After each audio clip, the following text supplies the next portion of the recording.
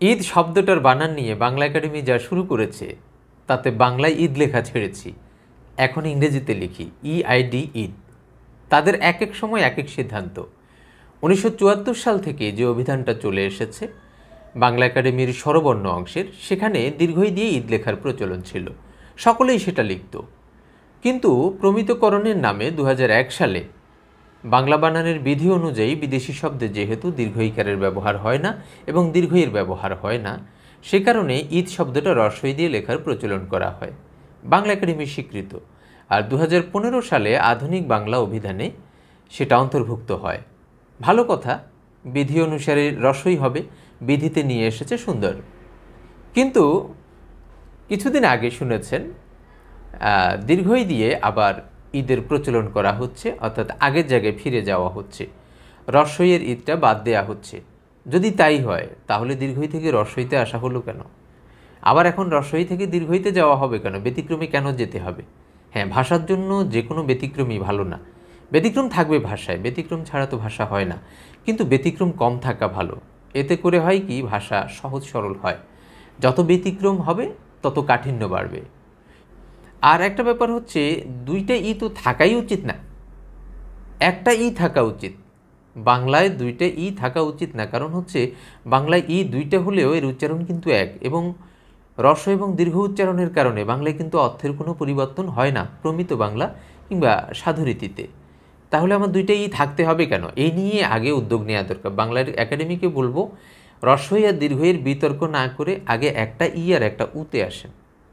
স্বরবর্ণ কিন্তু আমাদের অতিরিক্ত আছে। আমাদের স্বরবর্ণ প্রয়োজন 60টা, আছে কটা? 11টা। আবার এর প্রয়োজনীয় একটা বর্ণ কিন্তু নেই, এ বর্ণটা নেই। আবার অতিরিক্ত কিছু বর্ণ আছে। সব মিলিয়ে আমাদের 11টা বর্ণ আছে, সেখানে 6টা বর্ণ প্রয়োজনীয়, আরও একটা বর্ণ অতিরিক্ত সৃজন করতে হবে, যেটা আর অতিরিক্ত বর্ণ যেগুলো আছে সেগুলো বাদ দিতে হবে। সে কাজ না করে আমরা রস্বই আর দীর্ঘইতে পড়ে আছি। ঈদ রস্বই দিয়ে হবে না দীর্ঘই দিয়ে হবে? রস্বই আর দীর্ঘই দিয়ে যদি ঈদ হয়, যেটা দিয়েই হোক, রস্বই দিয়ে ঈদ হলো, তাতে কি লাভ বা ক্ষতি হয়? আর দীর্ঘই দিয়ে যদি ঈদ হয়, কি ফজিলত হবে? ফজিলত বাড়বে? বাড়বে না। আমি কিন্তু দীর্ঘইয়ের পক্ষে না, রস্বইয়েরও পক্ষে না। আমি বলছি বাংলা দুইটা ই থাকাই উচিত না। যেহেতু দুইটা ই আছে, সেহেতু যদি আগের মতো ঈদ থাকতো, অসুবিধা নেই।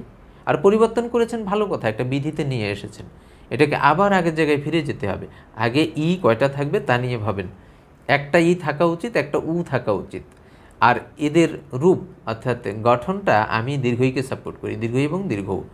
এর কারণ আছে, বিস্তৃত কারণ অন্য কোনো সময় আলোচনা করব। এখনকার কথা হলো, ঈদ নিয়ে বাড়াবাড়িটা ছাড়েন। ঈদ নিয়ে বাড়াবাড়ি করে আমাদের বাংলায় ঈদ লিখতে আর দিচ্ছেন না। কি করব? কখন কোনটা লিখব? কিছুদিন রস্বই দিয়ে লিখি, আবার কিছুদিন দীর্ঘই দিয়ে লিখি। বাংলা একাডেমি রস্বই দীর্ঘইয়ের বিতর্ক ছেড়ে একটা ইতে চলে আসেন। আরেকটা বিষয় হলো, দীর্ঘই দিয়ে ঈদ লিখলে ঈদের মর্যাদা, ঈদের ফজিলত বাড়ে না, আর রস্বই দিয়ে লিখলেও কমে না, আবার দীর্ঘই দিয়ে লিখলেও কমে না। ব্যাপারটা একেবারে সাধারণ। সুতরাং আমরা এসব বিতর্ক না করে আমরা আগে বর্ণগুলোর, এই যে অতিরিক্ত বর্ণ আছে, বর্ণগুলোকে ছাঁটাই করি। আমাদের কিছু বর্ণ কম আছে, বাংলা বর্ণে কয়েকটা বর্ণ, প্রয়োজনীয় কয়েকটা বর্ণ কম আছে, বিশেষ করে উষ্ম বর্ণের মাঝে। আবার কিছু কিছু বর্ণ অতিরিক্ত আছে, এক একটা বর্ণ 2 বা 3 বার করে আছে। আমরা আগে বর্ণ সংস্কার করি, তারপর ঈদ নিয়ে বিতর্কে আসি।